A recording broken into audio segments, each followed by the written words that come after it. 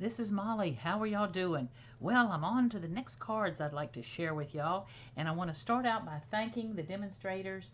I watched several different videos of people who did different takes on this. Some call them lever cards, and I played with that and had a blast. Now, first I want to share with y'all the beautiful color blue ink you see on my fingers is Island Indigo. I'm working on some dragonflies and things on the next card. A little bit more mixed media and all. And you're going to see where I was dyeing paper and all. So anyway, please forgive my hands. Okay, let's get started. Okay, here's the mock-up that I did first to test drive it and see if I could get this done. And what it is you pull this little tab, the card opens up. And see right here it says enjoy, at least you're still pretty. And then when you open it up it says happy birthday, eat cake. So I think that's a cute little blend of sentiment. And this patterned paper that you're seeing here, wow, it is gorgeous. It's from the English Garden Collection, which is discontinued, but I had bought it before it went out, and I love it, so I wanted to practice with it. This is Dapper Denim that I've used with it, and I love it. This stamp was a little larger originally, but I've cut it down to fit my little piece here. It was more rectangular shape.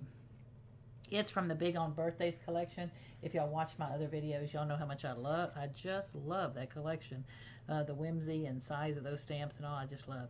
Anyway, so that's how easy it is. So let me show you the one that I said, okay, I think I can. So I did it with the, oh my gosh, gorgeous paper from the Delightful Daisy collection. And it's got a little heart pull, and it says life is better with friends. And then when you open it up, it says, I couldn't have picked a better friend than you. This stamp right here is from the, let's see what it is. I think it's Just Add Text. Yes, Just Add Text grouping of stamps, and I love it. I just can't wait to play with that more. And then the, I couldn't have picked a better friend than you is from the, what is it from?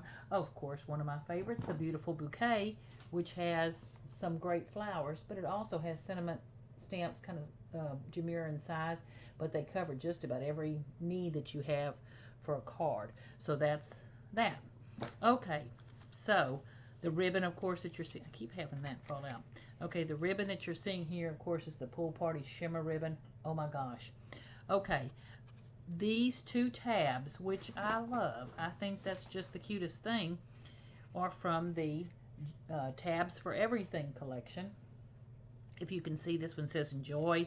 This one has a little heart stamp. And they're little tabs like you put on the edge of papers. And they come from this collection, which if you do planners, if you bought the new beautiful Stampin' Up! Planners, or you have your other old planners that you're using, this is a great collection of stamps, perfectly sized for what I'm calling planner pages and all, or for bookmarky type, you know, little dividers that you'd want to put on things. But you can see the ones I'm using from the color on them all. So it's got a little birthday cake. Imagine a tab with a little birthday cake, which is what I'm going to do in the next card. Imagine a tab with, let's see, the stars, the sun. I've used the hearts. There's the crown. Oh my gosh, that's meant for a friend of mine.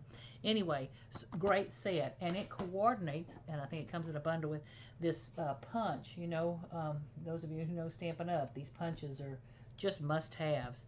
If you don't get anything else, you got to get these punches while they've got them. Anyway, so I stamped it first and then cut it out with that circle tab. Okay, let me show you how easy it is to make these cards. Just darling. Okay, the next card I'm going to make, I'm using some prints from the Pick a Pattern collection of papers. And this one is it's a beautiful pink with the, you know, Tranquil Tide green. It's got a black on the back, so that's going to make a darling little kind of pop of the future card. I'm going to be coordinating. I'm going to be coordinating in with it this dinosaur print. You remember I told you I had a friend I needed to make a birthday card with that. At least you're still pretty, and get it. It's dinosaurs. So this is the card that I'm going to make here. And then here's some of the other prints from that collection. They've got cameras with a wonderful stripe on the back. And then this print right here would coordinate perfectly with the crafting collection of stamps that are cute. So this is the paper I'm using on this one. Okay, what you're going to do, you're going to start off with just a white, whatever your background card color is. It doesn't have to be white. It's whatever color you choose to use. You're going to use the 8.5 width of the paper. You're going to chop, the 11.5 tall, chop it in half at 5.5. So now you have an 8.5 by 5.5. You're going to score it. I tried to write on there. I don't know if you can read it. You're going to score it at 4 1/4, right down the middle. Do a good crease with your bone folder, and you got it made. Now, you're going to open it back up. And the prints that you pick for the front, whatever layers, I should say, print, solids, whatever you pick, you're going to cut those just a little bit smaller than, half of the card. So if this is 5.5, I did not 5 1/4. I did a little bit bigger than 5 1/4 because I like a narrow little border. Can you see how little that border is going to be? That border is going to be about that big. 5 and a little bit more than 1/4. And then while it's 4 1/4 wide, so I did it 4 just a smidgen over 4 inches wide to give me a little narrow border. I don't like taking off the whole 1/4 of an inch because then it leaves an 1/8 inch border all the way around. While that's pretty, and if you like it, do it. I like a little bit narrower border on most of my things. So then this page is cut just a little bit smaller than that. You can see here I did leave the 1/8 inch border on it so I could see the green. Now that you have those pieces cut, got this scored, you're going to find the die of your choice, from the layered die sets or a die you have at home, and you're going to put that die on there. Use a piece of washi tape, tape it on there securely, and run it through the Big Shot. It will cut all 3 layers. Once you have that hole cut, that's where, like I cut it all here together, you now have the opening that you're going to use. The pieces that fall out, the white piece, the green piece, and the print piece, I didn't use the print, I set it aside. But the white piece and the solid piece, the green, I will use to fill in this hole on these next pieces. So hang on to those little pieces that fall out, whatever die shape you use. Okay, so you've got those cut. Once you have those cut, you're going to go ahead and adhere these 3 layers with the windows lined up. You're going to adhere those together. You're going to open this card. The second piece of coordinating cardstock you're going to use, I'm using white on white. You can certainly use, coordinating colors or prints or solids, just one color or something. But you're going to cut a 6-inch white piece by 5 1/4, and you're going to score it at 2 inches and 4 inches. So you have 3 equal pieces of 2 inches. The first fold is going to be a mountain fold. The next one's a valley, if that makes any sense. And then you're going to glue this down to here. And then this stays here. When you close this, you will have your opening, and that's where you'll adhere these pieces. I don't have the cutter ready to cut this right now, so I'm not doing that. But in other words, you see how this, let me open this up. See how this piece is glued down here? Then you would close the card on it. It's not attached, it's free floating. Some people do attach them. They leave a little tab there, a little flange, and attach it so that it stays with the card. The tutorials I saw did not do that, and I liked it a little better.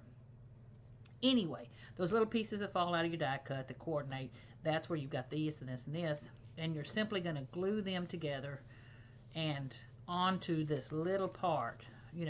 Don't glue all the way on the back. You'll stick to your card. You just want to adhere your glue or tape to this section right here. Okay, and then it just simply pulls through. So there's that.